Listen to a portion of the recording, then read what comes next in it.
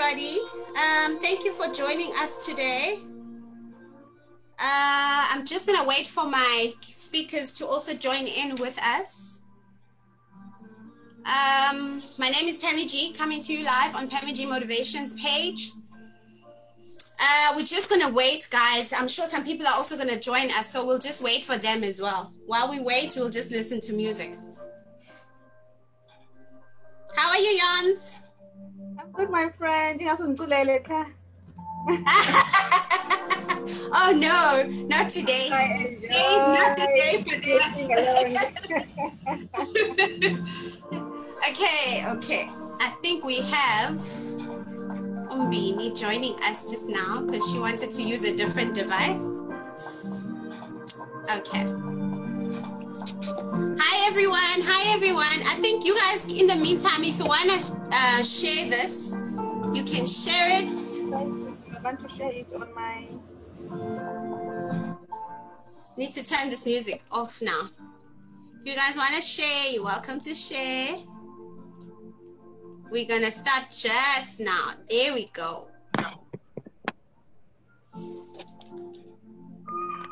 Withholding nothing. Yes, I've shared. Withholding nothing. I'll surrender love to you. Hi, Musa. Good evening, Musa. We see you, darling. We see you. Welcome. I think let's just wait for a little bit for other people to join us. Guys, please tag. This is very important. What we're talking about today is very important. Please tag, please create those watch parties, and please share on your pages or your accounts. Yeah, let's just wait for a little bit. We see you, Musa. We see you. Today we want to engage with you guys. It's not just going to be about us talking. We are going to be taking questions, from you guys, and our guest speakers are going to answer those questions as best as they can.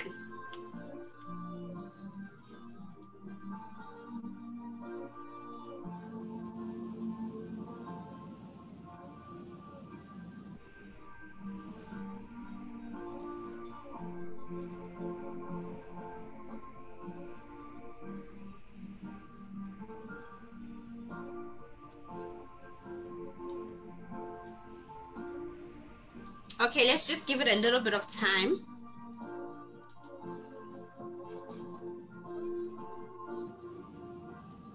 Those who don't catch it now will just have to catch it later. So we'll wait a little bit. Yeah. You're going to save it? Sorry? You're going to save the broadcast? Yeah. Okay, fantastic. Yeah, no, those that, we've got about 9 people watching already. Comment, guys, say hi. We want to acknowledge you today. We want to acknowledge you guys today. So please comment and say hi. This is going to be a good one. It's a subject that eats up at most of us African people. I'm one of them. So yeah, we need to talk about these things. We need to put them on the table and address them.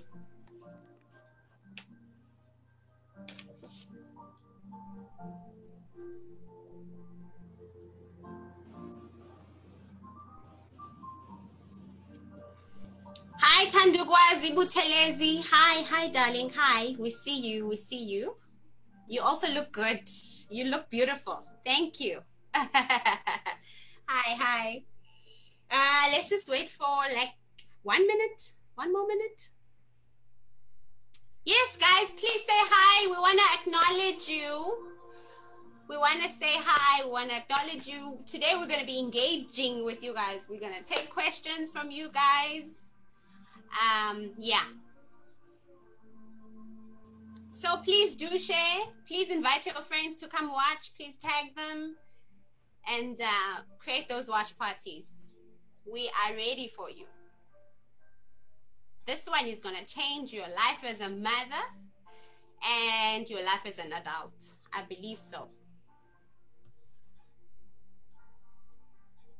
What time is it? 7. Okay. Give it 2 more minutes. Then we start.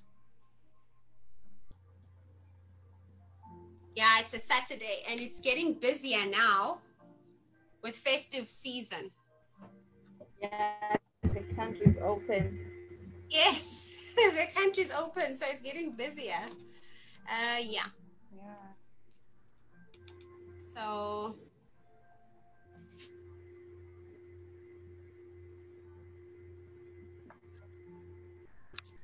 hi Nzuzo, hi darling. Hello from Texas. Woo! We've got Texas with us today, guys. Hey, Susan. We've got Luanda, we've got Texas, we've got SA. Hi, Nospiwa Musana. Hi, we see you, darling, we see you. Okay, this is good. This is good enough. This is more than good enough.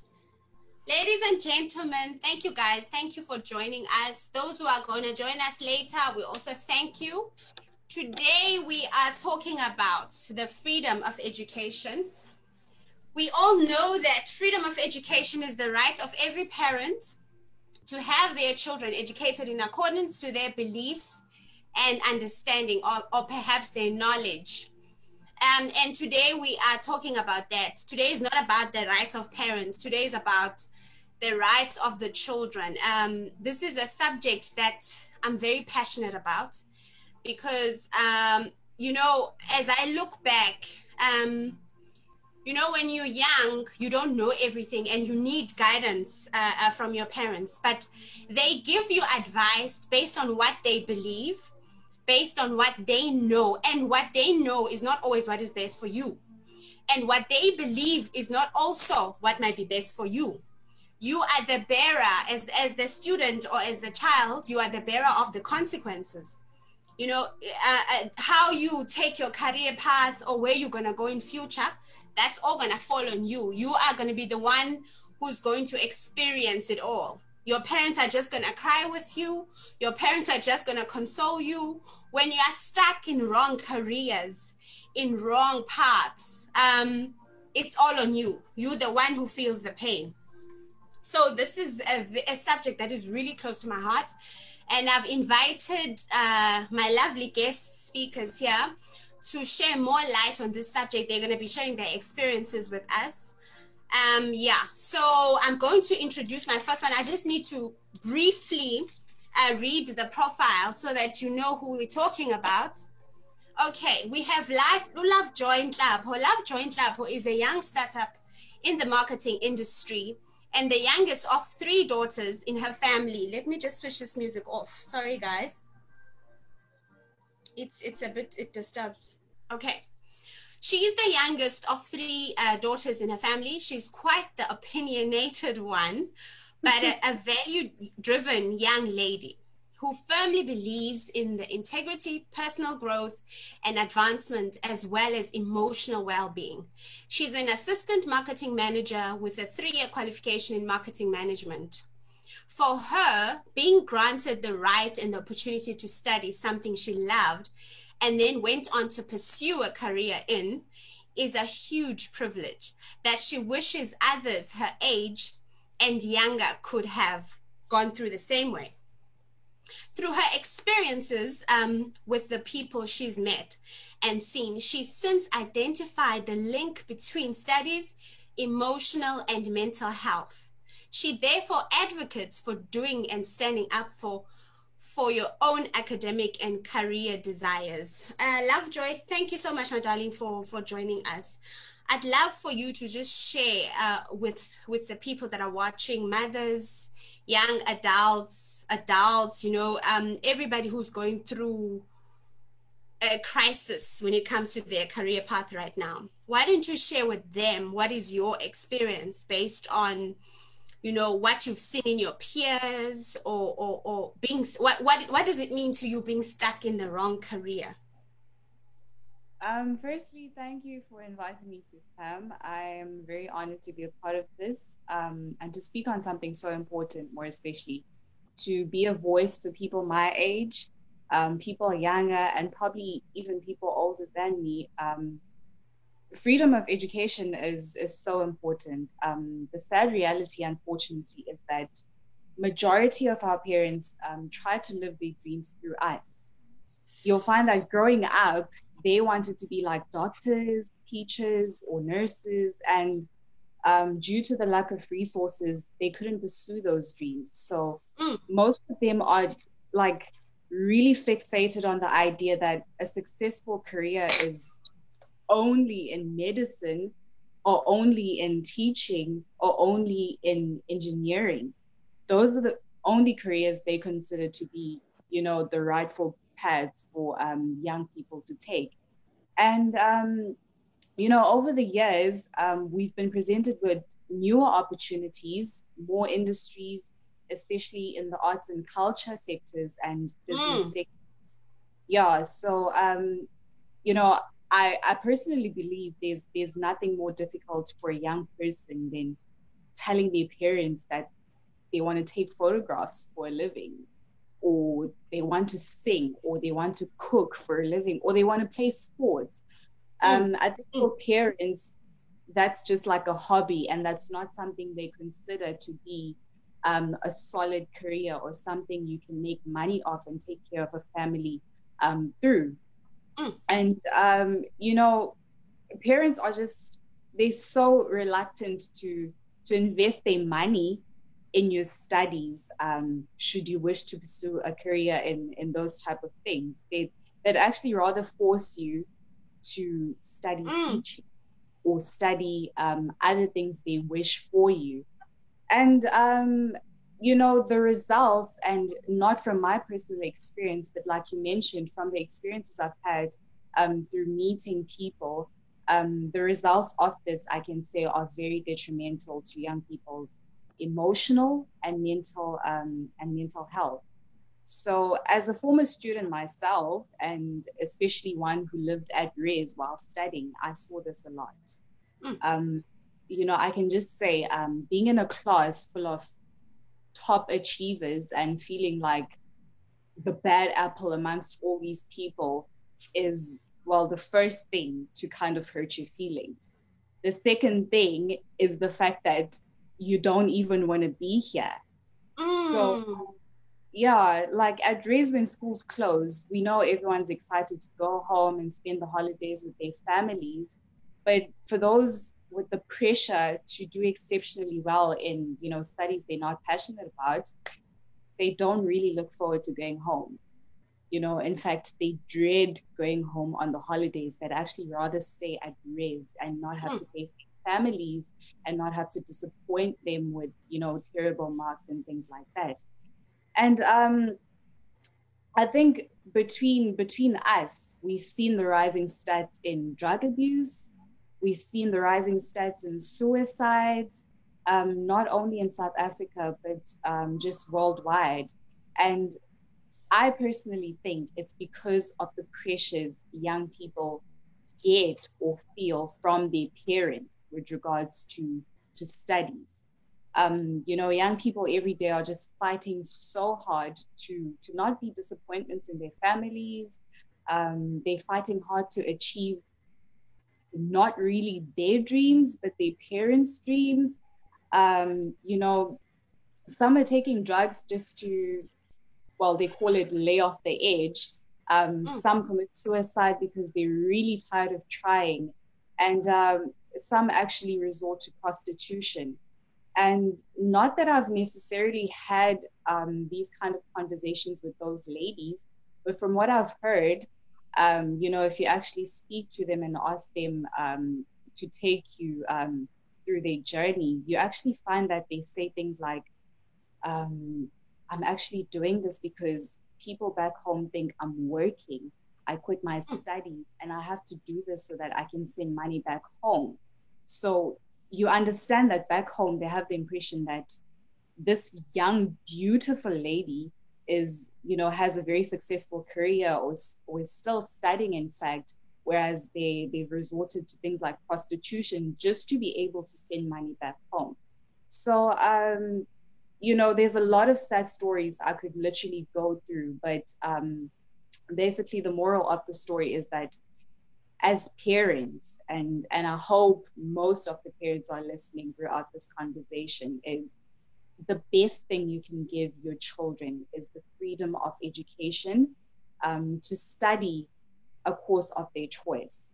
I'm personally really grateful to my mother because, as a single mom as well, she was very supportive with the course I wanted to study. I think I knew from grade 12 that I wanted to pursue a career in marketing, and therefore I shared it with her and I told her that I'd like to study a degree in marketing management, and she supported me through that. Even in the early stages of my career, even though I had started in a different industry, she supported me through that industry to where I am now. I can't say I'm a marketing guru. In fact, I've literally only started, but the fact that my mother has been so supportive through the entire journey and never once said, no, I was a teacher, so I want you to be a teacher as well. Or no, your sister studied things like accounting. I want you to be an accountant or something like that. I'm so grateful. And I just want to say to parents as well that, the results of letting a child study and pursue something they are passionate about, they're really exceptional. Your kid will thank you for the rest of their lives. And I feel like I see that through my own life.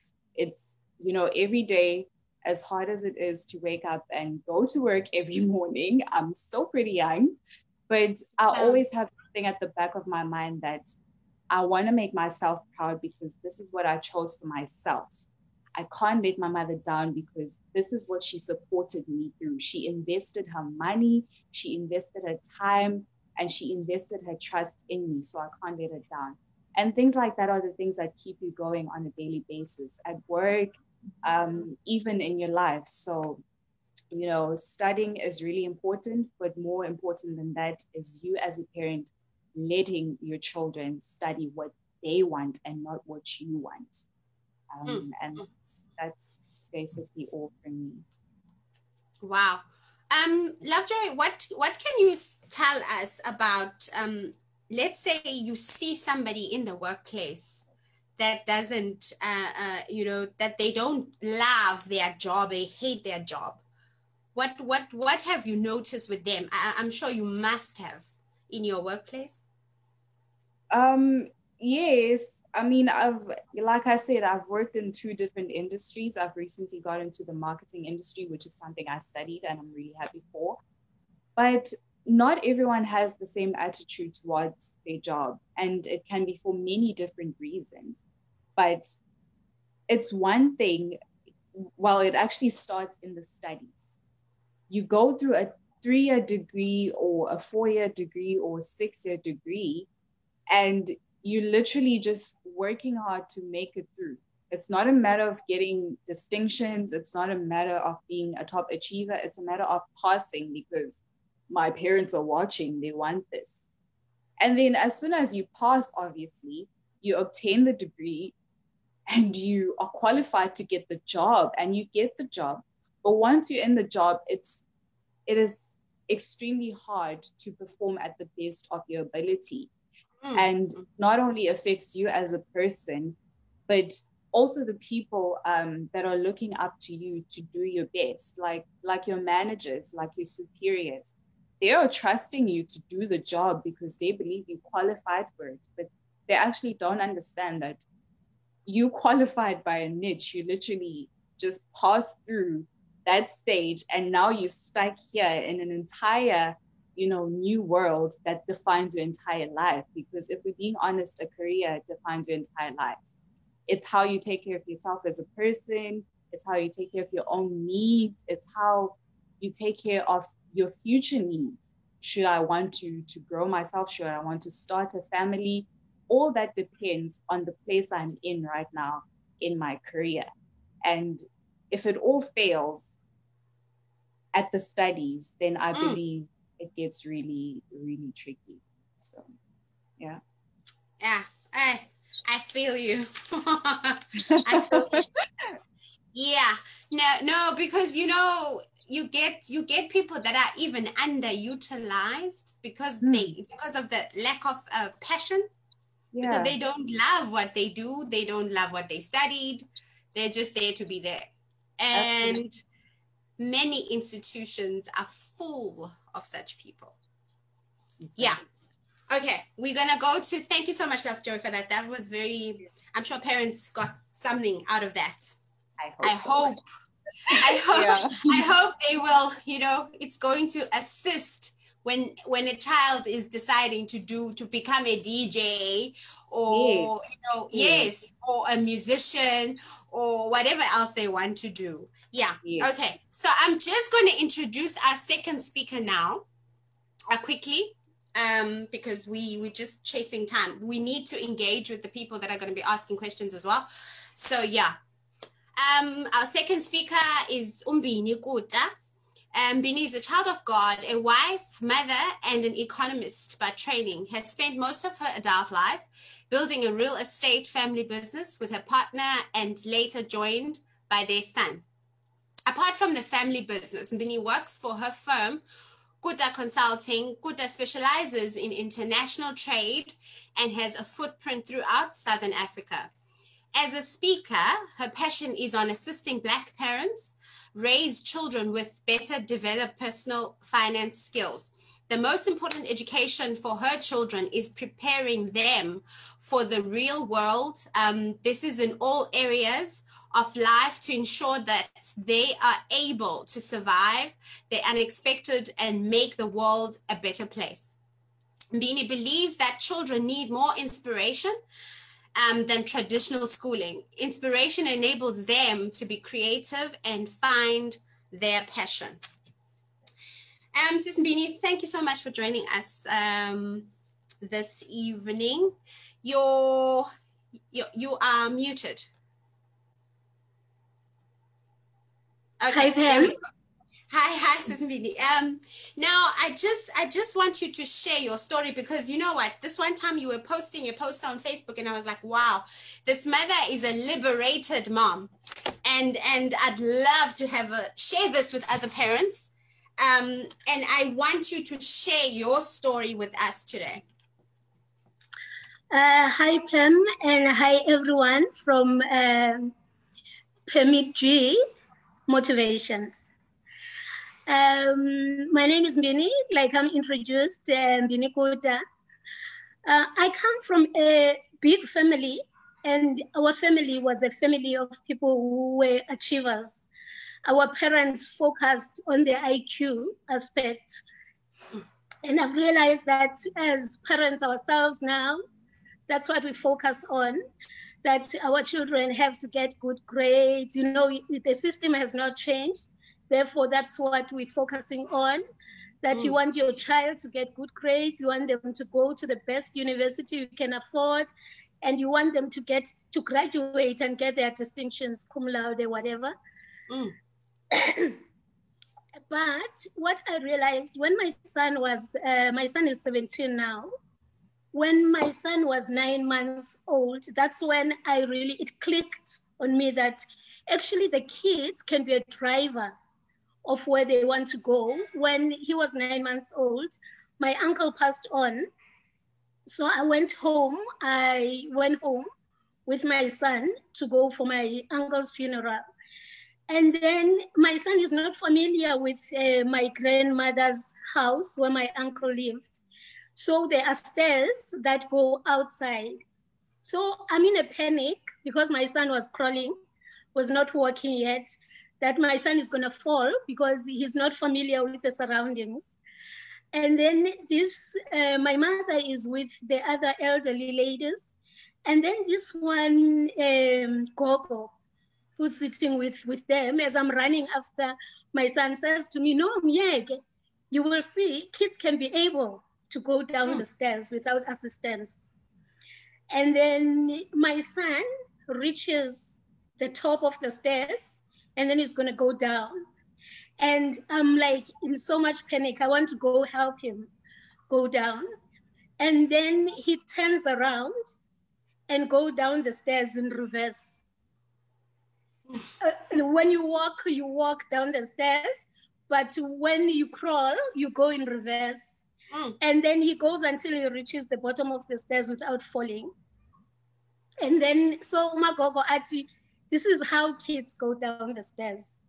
They don't need assistance.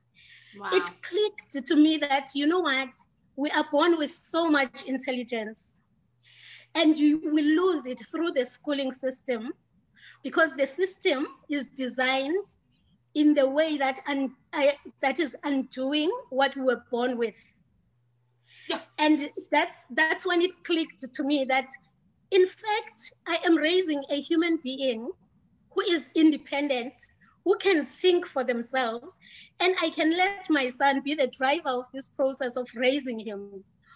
And then my son started school very early, like going to creche. When he was going to creche, every time he washed the clothes, when he comes back, you're taking the shorts off, and there are rocks in the shorts.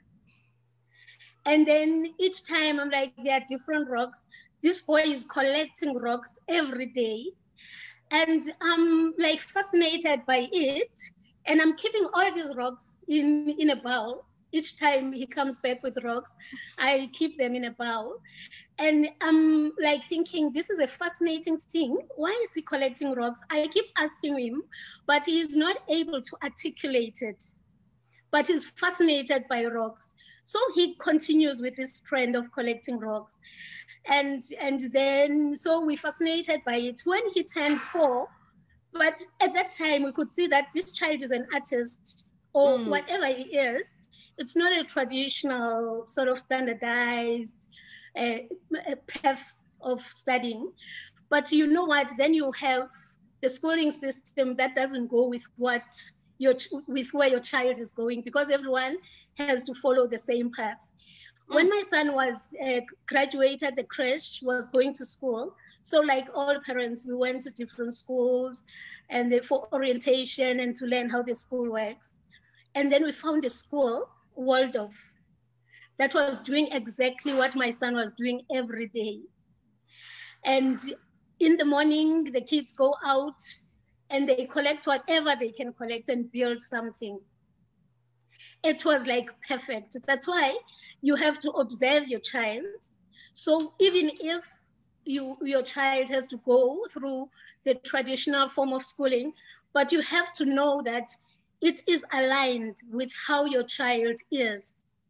Not all schools, even the schools that parents say are good schools, they're not good for all kids. And even the school systems where like you hear when they are sort of, what do you call it, evaluating the schooling systems. And then they will say that Finland has the best schooling system. It's not good for all kids.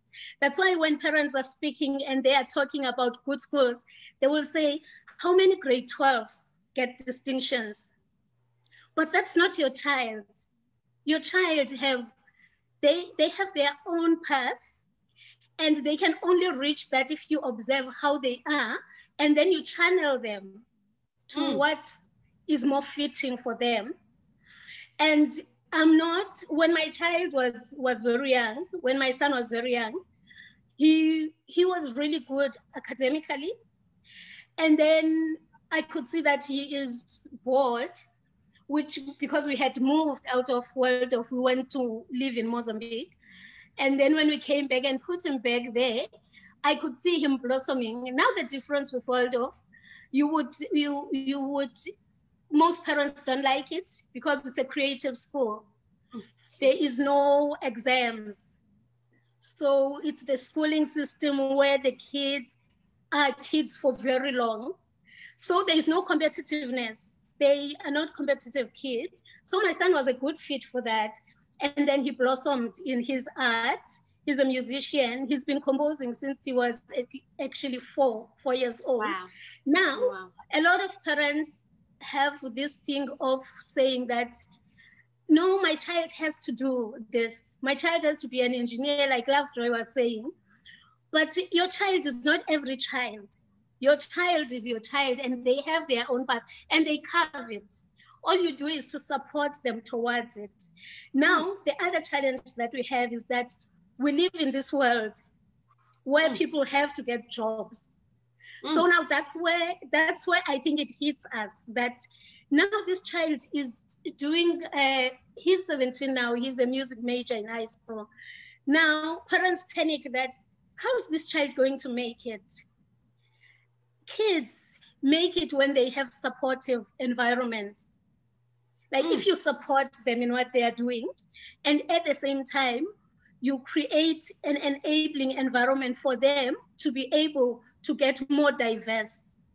And kids can do that by themselves because you keep observing them and then you keep guiding that, have you tried this? Can you try this maybe?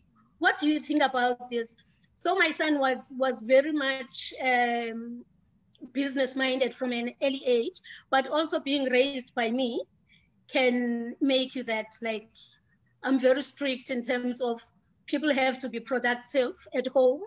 They have to think. So I quiz a child all the time, but not a structured quizzing, not a formal quizzing, but in terms of trying to find how they think. Can they actually think? So now he's 17. Last week, I say to him, look, I have 2,000 rands budget, and I want someone to revamp my logo. So the budget is 2,000 rand. So if you can do it, then it's yours. And then I don't have a serious need for this logo, but I'm trying to see what he can do with it, because what I'm saying to him is that everyone is a business person. So it doesn't matter what kind of schooling you get, there is no job waiting for you. South Africa doesn't have jobs. The world doesn't have jobs. So you have to make sure that whatever you're doing, you're creating a job.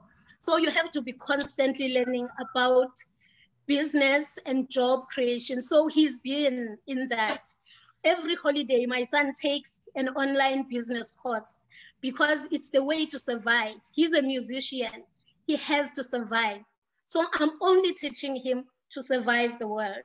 But whatever he wants to do, he's free to choose that. But if he is having the guidance from me and the skills to survive, that's all he needs. He doesn't need me to prescribe that he becomes an engineer. He becomes what he wants to be, but I know he is gonna survive because I'm there to guide and to also show him where maybe there is a blind spot that he can't see because he's young. And then he says to me, but I don't have a software. And then I'm saying you have to have means to create a logo without a software. You have to think like a business person. And then he failed. He couldn't. He said, no, I would need this and that. And then I say to him, look, you've lost 2,000 rands. If you were thinking as a business person, you would think of the way of delivering the service to me without necessarily needing to have the tools. So I say, you know, Fiverr has artists that do logos. You can get an artist there that does a logo for $20 US. That is like, let's say 500 rands. Then you will pay the person 500 rands. And then you get 1,500. So I'm saying that is a business mind that you have to make sure that you deliver this service and you do the best at delivering it. I'm happy with my logo. I pay you 2,000 rands. You pay someone else 1,000 rands to do it. Then you have a margin, which is your profit, because that's what business people do. This is an easy 2,000 rands that you've missed on. And the lesson, he can only learn the lesson if he actually really loses the 2,000 rands, then you get someone else to actually do that. Because next time you'll know that he has to be creative. So he said, you are right, I didn't think like a business person because I thought, how am I gonna pay that person because I don't have the 2,000 rands with me? I said, you charge me a deposit. Then that deposit can be able to pay the person. You see how practical it is? It can be very practical to raise a child who can be able to think as a business person. Now my son is going to be in music. The music is a risky career. So it might take long. I know that he's going to make it, but it might take long. But whilst it's taking long, he has to have the survival skills. The Fiverr thing, for instance, is one practical thing that my son can be able to be doing whilst he is waiting whilst he's working on his career. He is going to be a waiter whilst he's waiting on his career. He is doing a lot of work. Now we're involving him in the business, in the family business, that he is working in the family business. A lot of people do panic that kids are not going to make it, but the problem is that all we are doing is to police them. You didn't do well in school. You didn't do well in maths. You have to do this maths, not that maths. You have to do this and that. But when you listen to them, they know what they want to do. They know where they want to go. And also, as you observe them, you can see how they are going, how they can reach there. So we need to let the children teach us how to raise them, or teach us how they can be educated. Thanks, Pemi. Wow. Wow, that's something. That's something. We need to teach kids. I got a message out of that. We need to teach them to be business people instead of wanting to be employed. South Africa, we need to teach our children the skills to be employers rather than being employed. This is amazing. Thank you so much, Mbini. Thank you. I'm glad. I'm hoping parents got something out of that. That's very interesting. You know what I was thinking? I have a qualification in accounting, and goodness, I hate accounting. And I saw this, that, studying the wrong thing, or things that you're thinking they're going to get you a job, you don't have passion for them. You will underperform at work. Even if you've got that job, you are demotivated, you are stressed because you hate what you're doing. It's not who you are. Accounting was never who I am. Even the language of accounting was never, although it does assist me now in my little businesses, but it was never something that was me. And I did it because I was advised also that it's what, it will make me to be employable. And this is why this topic is so close to my heart, because we as parents need to be observant and observe what our kids, just like what Mrs. Mbini was saying, and observe what they are gifted in. We need to develop or help them to develop in what they are gifted in what they love to do. Yeah, so I'm going to go to my next speaker. Thank you so much, Mrs. Mbini, for that. That was, amazing. I'm going to go to my next speaker, and just quickly, because I need us to engage with the people that are watching. I just want to see. Ladies and gentlemen, please ask questions. You're very welcome to ask questions. I see you all. Before I introduce Yonela, I see you twice. I see you, my darling. I see you. Spokazi, I see you. I see you, Tali. Thank you so much. I see you, Mutumuni. You guys, yes. Okay. I see you, Nkosana. Yes. We see you guys. We acknowledge you. We see you. Thank you for watching. I see you, Nospiwo. I see you, Nokolo. Yes. Okay. I see you, Spokas. Yes. Thank you, guys. Thank you for watching. I'm going to introduce my third speaker now. We are chasing after time because we need to engage with you guys as well. Yonela Lavisa. Yonela Lavisa is a wife, mother of 3, and a businesswoman. She's an estate sales consultant, an international online teacher, partnered with her husband in construction company, and a network marketing businesswoman. Her first son was diagnosed with ADHD from the age of 5 years. This has been a challenging journey with the schools until she opted for homeschooling. Upon her exciting moments with her son and seeing a great change, she saw the son sorry, she saw the need to homeschool the rest of her children. Can you guys hear me clearly? Can you guys hear me clearly? Back now. We almost lost you, but you're back now. Okay. Okay, great. Okay. Upon her, she saw the need to homeschool the rest of her children. On her journey of homeschooling her other kids, she discovered the symptoms of dyslexia in her second daughter. This validated her reasons for homeschooling her kids. She advocates for the freedom of education through her YouTube channel, where she advises and shares homeschool resources for new homeschooling parents. Jans, thank you so much for joining us, Sissy. I love the fact that you broke away from the traditional way of doing schooling for your children.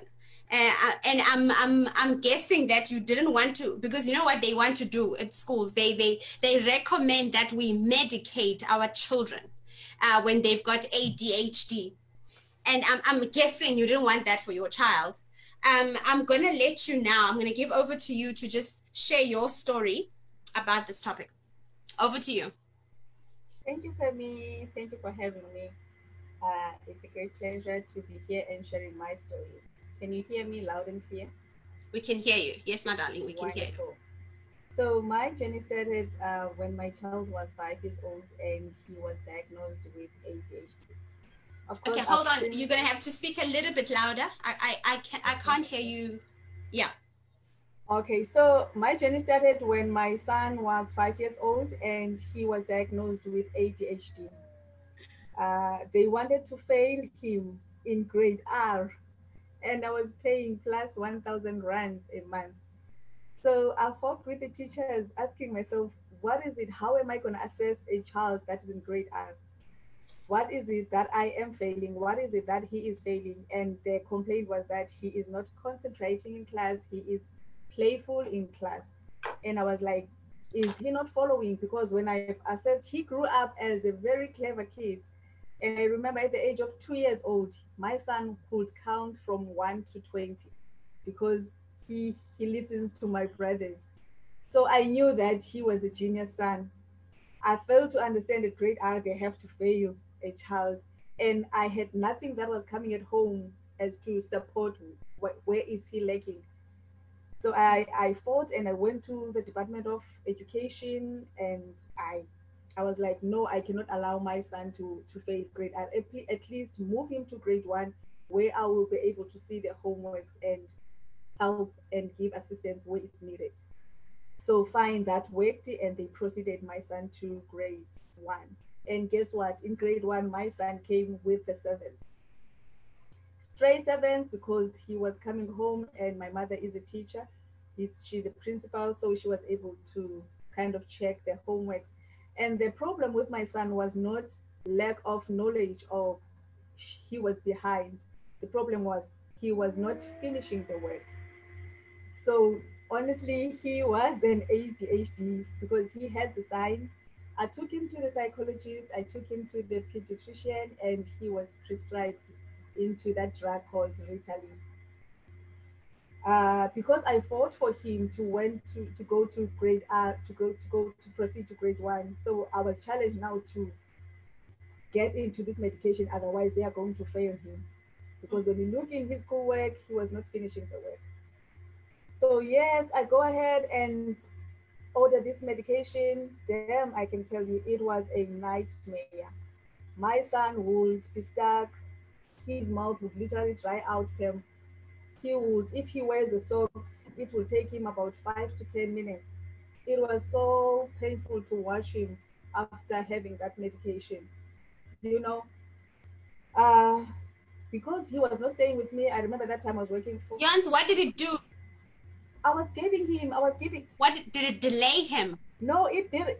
When you give the son that medication, it makes him like a zombie. That medication is supposed to keep him sane in class. Because the kids with ADHD, they are interruptive. They are playful, they are disruptive, They are fidgeting, like play with things. They just one noise, you see. They jump. If if I've read all the symptoms, if your son, like, let's say he walks from the lounge to the kitchen, you ask him to bring you a glass of something, he literally hops with 1 foot. That's how they are. They are energetic, they are alive. So my son was like that. He was interruptive, of course, in class, and he's a good speaker. He talks. He's like, mommy. he talks, and he's so entertaining. He's not scared of people. So now when they give him that medication, he shuts down. Shoop, quiet, everything stands still, and that medication will sit in his system up until maybe 1 or 2 o'clock. Then after 2 o'clock, it maybe gets out of the system, then he becomes himself and he plays. So he needed to bring water in school for him to survive, because when you in that condition, you're not supposed to eat sweets. And thank God, his school was very good in terms of controlling the lunch bag. The lunch bag, they were only allowed to carry sweets and juicy, sweet stuff on Fridays. So we were doing fine with that, because we would bring a sandwich and fruit. But when it comes to sweets and other things, even the juice was a problem for him. So we had to put a bottle of water. Imagine a child who's in grade 1 carrying water in school while other kids are carrying juice. That was a nightmare for him. And then he is not himself. He is this zombie. Even at home, you literally have to tap him to wear the jacket and wear up to take the bag. It was so stressful for him. But yeah, he was not staying with me, and at that time I was still in the corporate world, so I had no means than to send him at school. My mother is still young; she's also still working, so there was nobody to look after him. Then it continues. Yeah, I had no other choice to stay on Ritalin so that he could survive. And of course, he got the sevens, which the school requires. And guess what? When there were orientations and visiting from the national department, my child's schoolwork was the one that was demonstrated because he was so good, you know. Then I came to a point where I left the corporate world because I believe I'm also ADHD. I don't stay in in the same place. I get bored and I just want In to a be out prison there. kind of Yes, I situation. get bored. So I think my son inherited that from me. I get bored in the same industry. I want to be out there. I want to be outside. I'm an outgoing person. I get crazy when you invite me to Devon or wherever. I just want to be out. That's me. And so he moved, and then I got into a flexible job now, which is selling houses. I'm not required to be at work from 9 to 5. I just go there when I have to meet a client. Then it gave me at least a time. Then I have a look. I had a look. I went to a group on Facebook about ADHD because I hated this pill. I hated this pill when my son moved with me. Now I registered him into the nearest school and I defaulted that Ritalin because I hated it. And then the problem started again. My son was not finishing his work. He was not concentrating in his class. That was the complaint. And I asked the teacher, where is he lacking? The teacher was like, hey, when your son, when we're debating, he is so engaging. He's the one that lifts his hand. He's the one, and his answers are so on point. So he likes to have a conversation, not writing. He gets bored the minute he writes because one of the symptoms of ADHD, they daydream. So the minute he writes, he's off, maybe playing with a friend. You find him smiling. He's away from the schoolwork. So that was the challenge. He was not finishing his work. So it was either he gets 100% or he gets a zero for not finishing. Not that you will get a cross of not doing anything correctly. So that was the challenge. Then I went into a group I saw a group on Facebook looking for ADHD without medication because I wanted to cure this thing without medication. And for me to cure this thing, of course, was for me to not allow him to have sweets. And how do I do that? Because at school, there are sweets, there are tech shop, they open the tech shop at 1 o'clock. And you do give your son maybe 1 rand or 2 rands. They go and buy sweets. Even if you don't give him, the friends will buy sweets. So I had no control over that. And again, with the juice, it was really, I think it was offending for my son to carry water at school while other kids are carrying juice. So I decided, I went on that group and I found out how are the other parents are treating this thing, because it's straining me and I'm having a son. My worry was that if my son is depending on medication, imagine this world where there are so many drugs. Yeah. How will my child survive knowing that he depends on a pill? Because that pill is a drug. Knowing that he depends on drug. And upon my assessing and researching on this thing, I've read that there are so many suicidal cases with the kids that are having that medication, and it makes them, and psychiatric, it has got side effects, man. It has got side effects. So I didn't want to involve myself with it.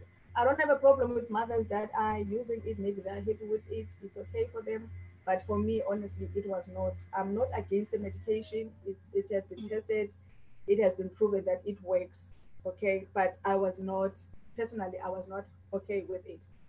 So seeing that I was free from 8 to 12, I could be able to teach my son, and I've researched about these things. I've seen other parents. Luckily, I'm in a white dominated area, so there are lots of parents in my area that are homeschooling their kids. So I went to them and asked how are they doing the thing, and they shared it was so easy. You buy the curriculum, you teach yourself. I also researched. I heard about the world's, what Mbini has mentioned, that school is, unfortunately, since I'm staying outside of East London, I think it is somewhere in Beacon Bay. I'm not sure, but it's a good school. I was really interested when I had an association with other homeschooling moms. Some of the homeschooling moms are really following that curriculum, where the child just do whatever that she or he is good at. So I took my child and I homeschooled him. Guess what? I allow him, if he has to do a multiplication with, the boys, they like to do black flips. He will turn his head upside down and the multiplication will pop. Because what I want is the content. Wow. I want to see if he understands what he is saying. The fact that the head is all over the place or he's jumping upside down, I don't care. It doesn't matter to me, because I want to see if he understands. And believe me, my son is a genius. If you have a conversation with him, you get the content. You get the content. At some point, he wanted to be a writer because he's a good storyteller. But he sucks when it comes to writing. The ADHD kids, the most, they don't concentrate. They are not artistic. So what I will do as a homeschool mom, if he shares a story with me, I will write it or I will type it. Because why? The gist of the matter is not the writing, it's what comes out of his mouth. So I will write the story for him. Yes, I want what comes here, not the writing and the cursive writing and all that. So I will write for him, and then he shares good stories. He wanted to be a book writer. We also researched some of the youngest writers.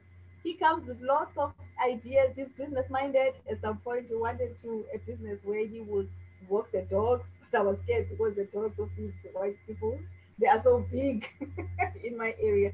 So he wanted that job, and now he's crazy, Mama, I want to learn Forex. So there are so many opportunities. He is exposed because he researched about these things, he learns about these things, he finishes his work within 2 hours, Pam. He pays himself. He wakes up sometimes before me and get into with the math. He's so mathematical. So I've registered him into an online school.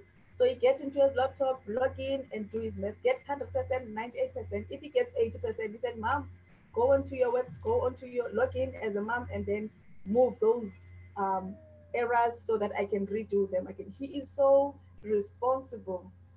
I see him, not what the school presented in him. Yes, my friend. Yeah, because I think in general, society just wants to lock people in a box. We are not to be people that are supposed to be locked in a box. Yeah. And I've learned that, you know, many of our African people, we are not as free as the Americans or our white South Africans. We still are stuck in a world where I must be a doctor, I must be an accountant, I must be a nurse, I must be, you know, all these professions. And you'll find sometimes, you know, as you even engage with somebody who is a professional in whatever they've studied, they don't know nothing about it. Yeah. They just know what they memorized and got a degree of, you know. They know nothing about it. They don't excel in what they're doing because it's basically not what God even called them to do. And this is the freedom that we need. We need parents to start being free here, start being free in the mind, and let these kids study what they want to study, and let these kids be what they want to be.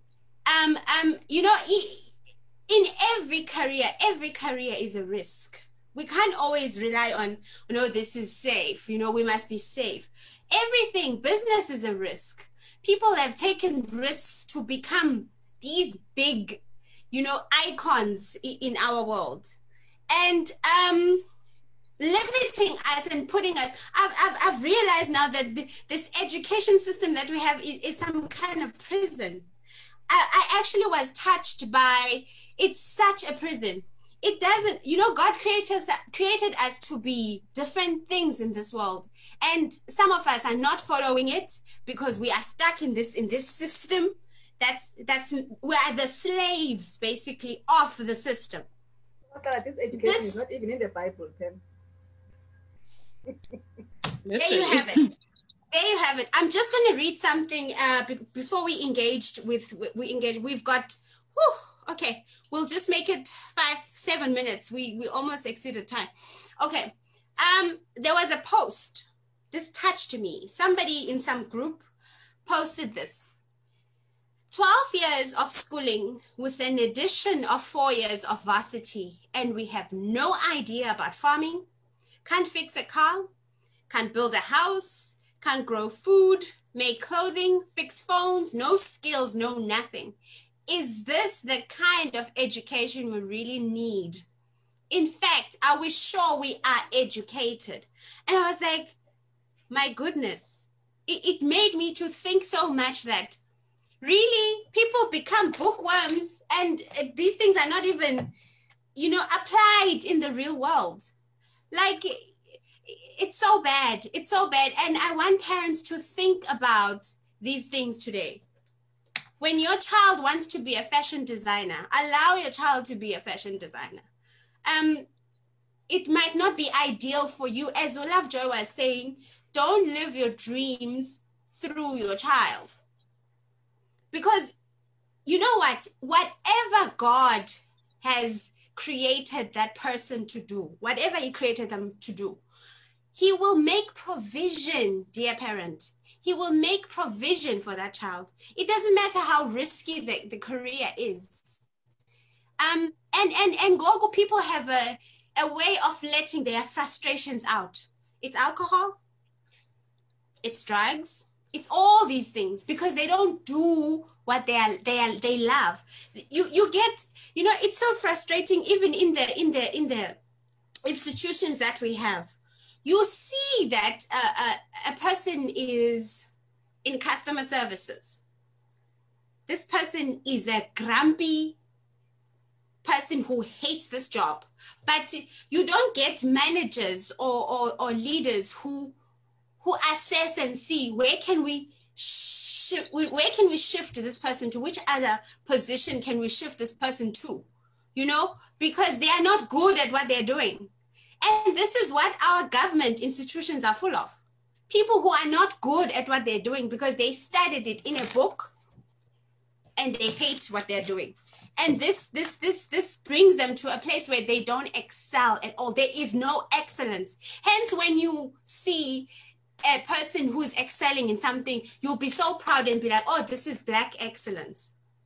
Because there is no excellence, because we are put in this This is another form of prison that we are put in as African people. So parents, I want you to think about this today and listen, really listen to what these parents and this young adult said today. I'm sorry that we've taken so long. I just want to check if we have any questions quickly. We've exited by 2 minutes. Let's see.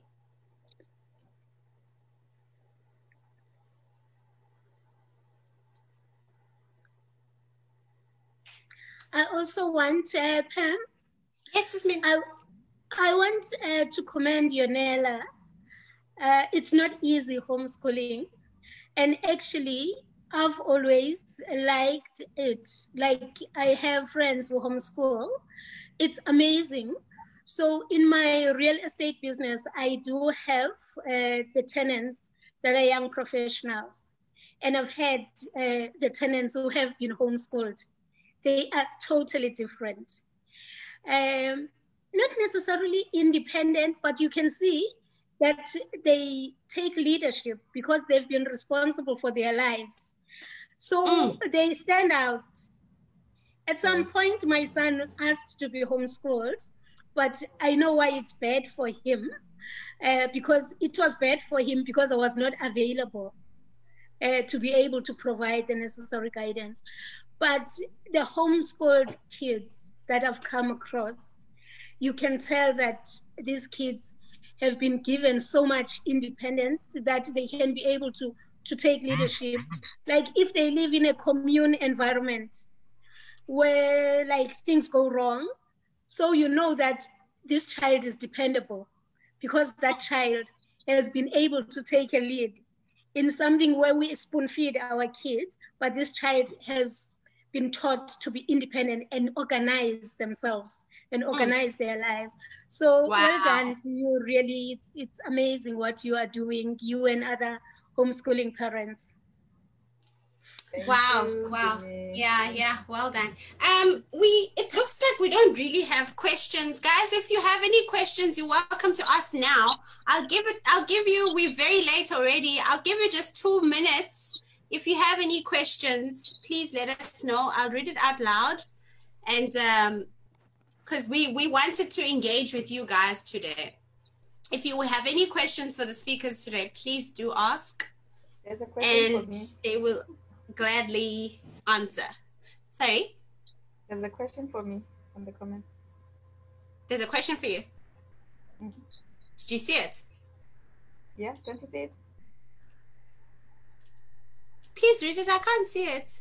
I don't know what's going on with mine. Maybe your network is low. Okay, it's from the question to Yonela. What are the challenges have you experienced as a homeschool teacher and also do kids? Okay. And also, do kids who do homeschooling get to learn social skills? Thanks, Musa. That question always comes out. People always think that if you are homeschooling your kids, you are depriving them from social interaction. Remember, fortunately, we're living in an estate, so my kids are free to go wherever they want. We've got securities all over. So they engage with old people because there are builders inside our area, there are cleaners. So they talk good stuff other than at school. So yeah, they do socialize. And then at 1 o'clock, 2 o'clock, other kids come back. When others come back, they go out and play. By that time, they already finished their work. So yeah, they do socialize. I am here, my nanny is here, sometimes daddy is here, and they go out. There are housewives in our areas, there are people who are building, there are security guards. So they are social, they socialize with everyone. You'll find them at the gate socializing with securities. We do take walks. When we're homeschooling, guys, we don't do like the way school does. We don't give kids books and they write all day. We go out, we learn sometimes from the beach, we learn from experiencing things. That's what we motivate as homeschoolers. We don't really focus on books. Of course, for math, science, we have to teach them books, but most of all homeschoolers, we believe in going out there. They know my kids. Fridays, if you go to my YouTube channel, you will see I do post Fridays. It's a Friday freedom. They go out and we literally study by touching stuff, by seeing stuff. In whatever that we do, we want to experiment. And we've got that opportunity. We've got the time to do that. So yeah, they do socialize, guys. And we do go out sometimes in town. We do go out to museum. We do go out in lots of places. And we have association as homeschoolers. I will tell you, in East London, maybe we are plus 100 homeschool association. So every once in a month, Wow. except now that there's coronavirus, every once in a month we'll meet as parents. We usually, even here in Kids Beach, where I live, we meet on, we used to meet on Fridays where the kids will just play, and as mothers will engage as in, what are your challenging, what are your challenges? Is everything okay? Where do you need help? So there's a lot of help, there's a lot of help. We don't struggle. So there's lots of free resources for homeschoolers. We have an association that we belong to. So we're not alone. Even from the education, Department of Education, we have somebody who we talk to. We get assessed if you want to be assessed. So yeah, wow. It's a school. Wow. I must say, Jons, that you helped me a lot with my son. Because this year my son didn't go back to school after March because of the COVID-19. And I would call you and just ask for guidance because I had no idea anything about homeschooling. But I'm so happy because he has improved. Like what you said to me about practical studies.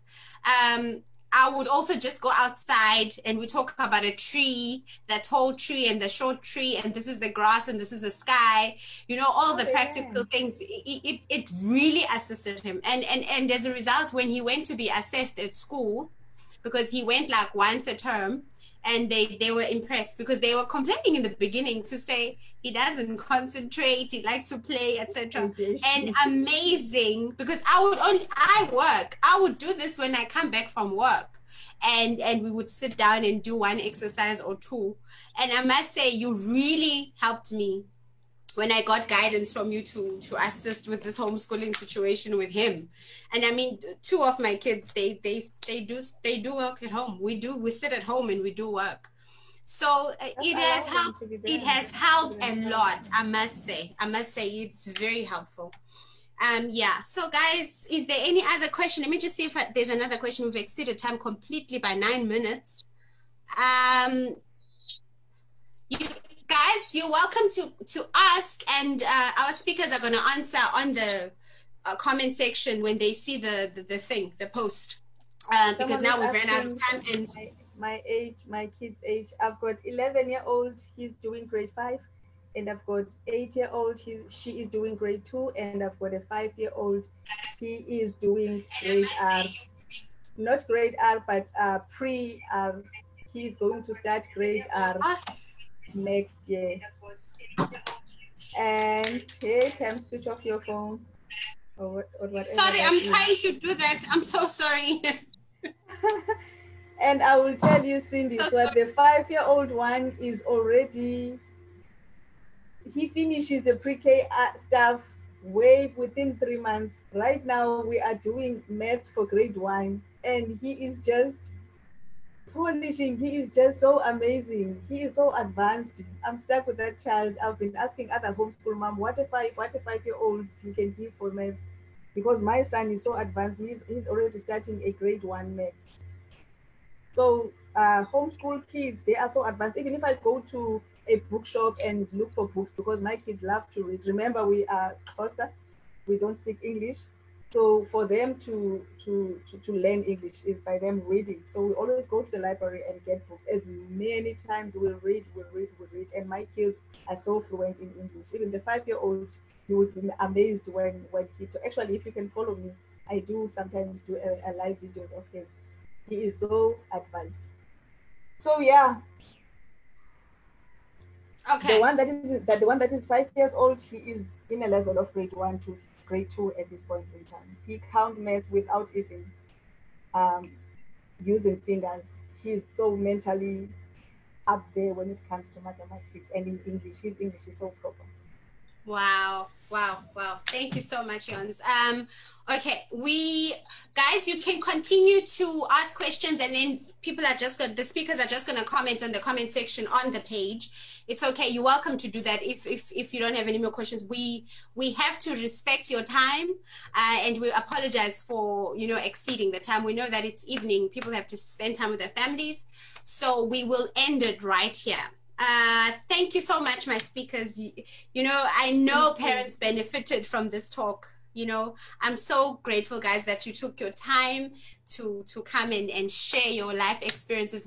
It's important to share our realities, with people. People need these things. People need the story. It helps to put things in perspective, and it just, this page, basically, the page's motive, or it's just to motivate people. The purpose of the page, it's to motivate people, it's to encourage people, supply knowledge.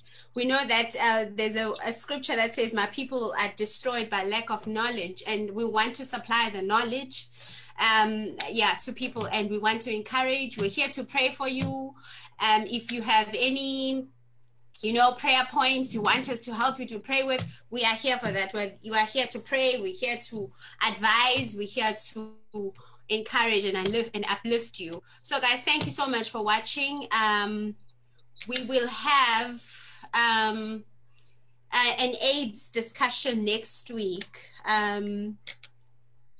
AIDS discussion next week. We've invited speakers to join us about that. So thank you so much for watching. Thank you, my guest speakers. I love you all. Have a good evening. Guys. I love you, Lovejoy. Thank you, guys. Thanks for having us. Thank you for having us. Thank you, guys. Thank you. I really appreciate it. Guys, thank you so much. You're welcome to share this on your feeds, and share it with other parents. We are going to keep doing this. We're going to be talking and talking until people are helped. That is my slogan. We shall talk and talk and talk some more. Freedom until people are helped. Yeah. Have a good evening, guys. Thank you so much. Mwah. Bye.